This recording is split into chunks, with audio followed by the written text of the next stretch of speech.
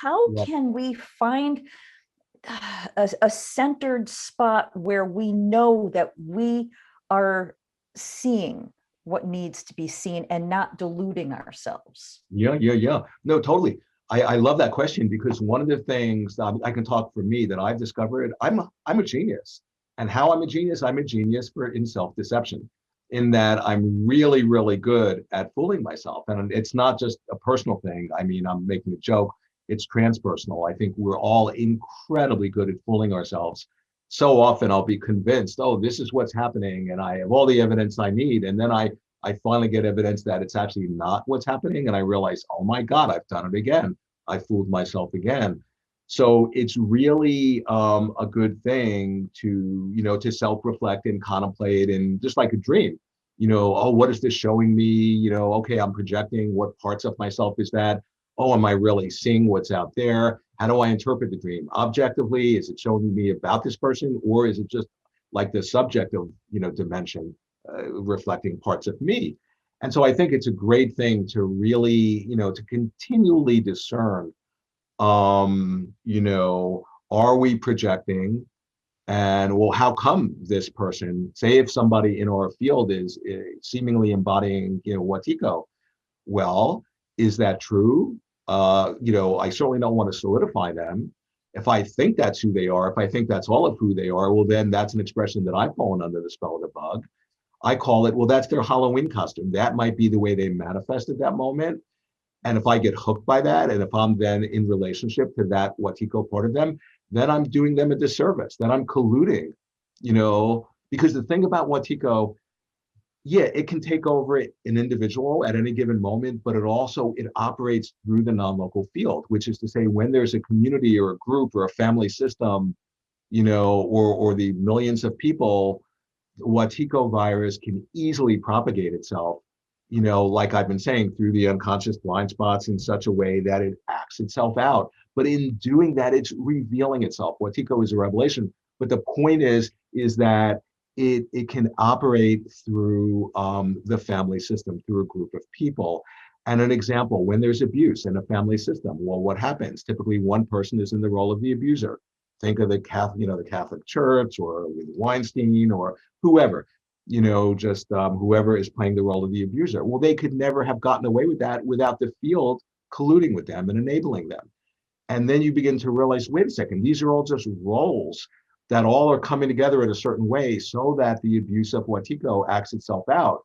And if we're just solidifying the person who's the abuser without the person who are just turning a blind eye or rationalizing it or justifying the abuse or actively supporting them, all of those roles, when seen together, help us to begin to see the deeper field that's giving shape and informing what's actually playing out. And that's where, there's something, I call it, like, to protect the abuser when there's abuse happening.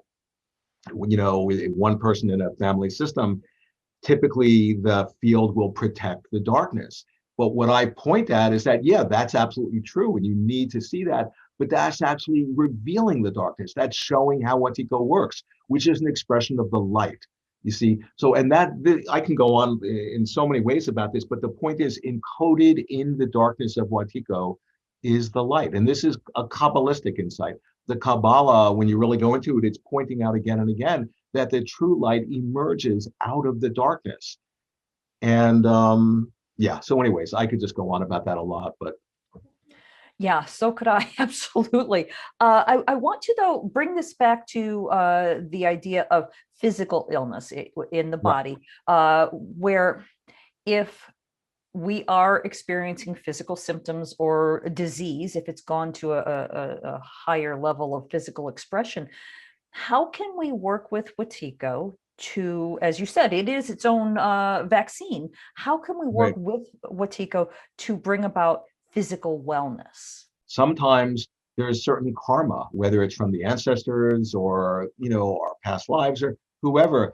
And so we need to make a distinction between, in a way, curing the physical illness Mhm. and healing.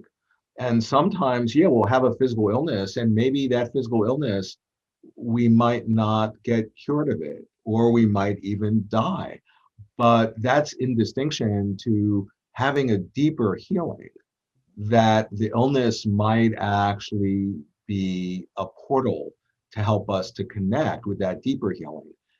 And so, there is overwhelming proof of the mind-body interconnection and the power of the mind. In Buddhism, they talk about that the mind is more fundamental than the body. And, that in a way, the body being not separate, because if you think about it, every moment of your experience of just your body and of the physical world, guaranteed, it never happens separate from in awareness. That awareness is never not there. Whatever we're experiencing, whether it be a sound or touch or body, the healthy body or a sick body, there's always consciousness there. Consciousness, and it's so obvious that we tend not to see it.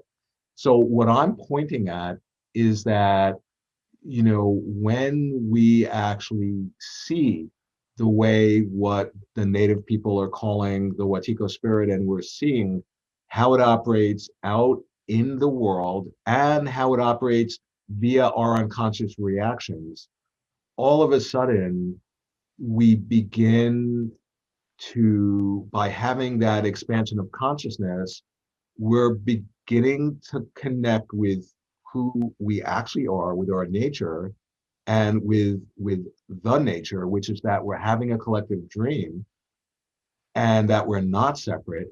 And the energetic expression of that is compassion. And compassion, at least in Buddhism, and I feel this is really true, not only is it considered the Watiko dissolver par excellence, but it is the most unbelievably potent medicine that there is. They always counsel never underestimate the power, the healing power of great compassion. So it can only help with reference to, whatever physical illness that we're suffering from. We might not get cured, but we might get a deeper healing in our soul, in that we actually connect with our heart and our soul. And in a sense, that's what all of this is about. That's what we're here to do. And if I could just add one more thing, like, for example, as each one of us connects with who we are, with that open heart, that's in essence in Buddhism, that's, the real, both the foundation at the beginning of the path, and that's the result of the path, is the good heart, the open heart. Bodhicitta is the word in Buddhism.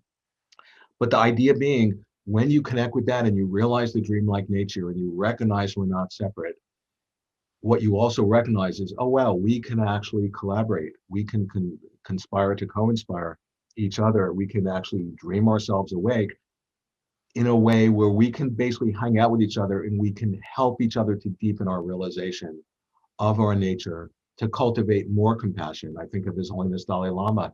He's saying he's always increasing his altruism, his compassion. It's not like you ever get to the end of it. And the more you generate, it's not like this zero-sum game where, oh, there's only a certain amount of it. No, the more compassion you generate, the more there is available to generate. It's a positive feedback loop that self-generates. Mm-hmm. And so what I'm pointing at is that when any one of us connects in this way and connects with others of us who are also plugging in to our genius, to our creative potency, we can actually get in phase with each other. And in a sense, not only heal ourselves in the deeper sense, but actually be, a healing agent, so that we could be the T cells in the greater body politic of our species. And by doing that, you realize it's being offered to us in a participatory way, because quantum physics has discovered this isn't a separate universe that's objective, but we're participating in creating the universe.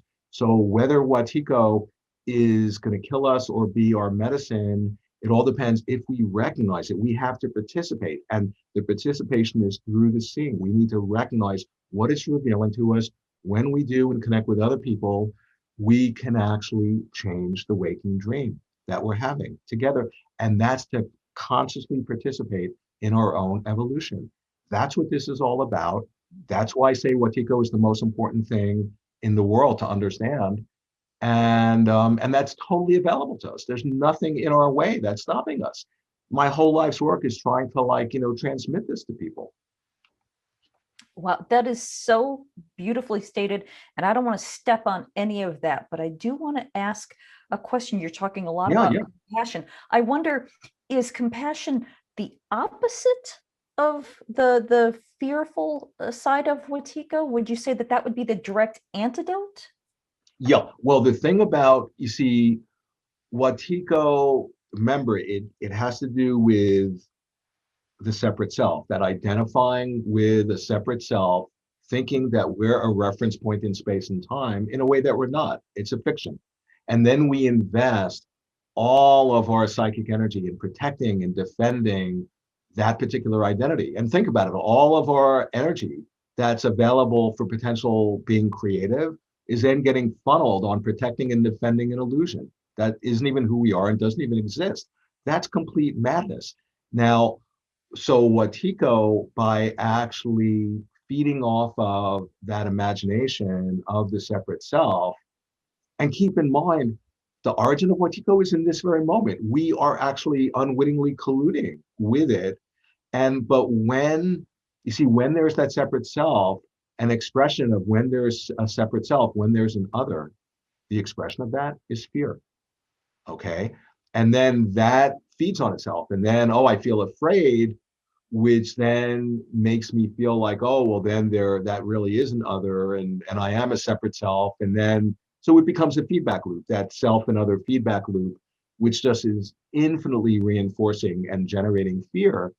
And particularly when other people are also subscribing to that point of view, that fear is just getting like, like channeled into the field, into the universe.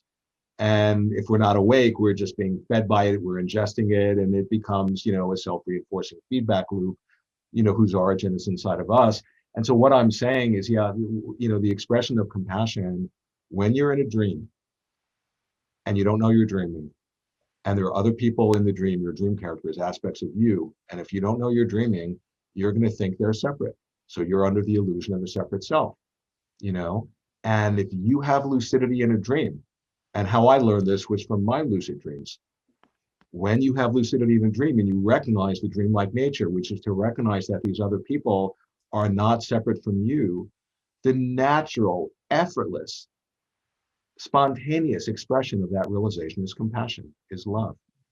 And yeah, when you really connect with that and embody that and transmit that, then you're actually a Watiko dissolver. Then, by you carrying that energy. I mean, just think about, I've heard people talk about when they're in the presence of His Holiness Dalai Lama.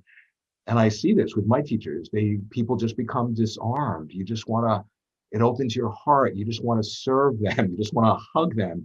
It just inspires you when you're around somebody who's embodying your own potentiality, you know?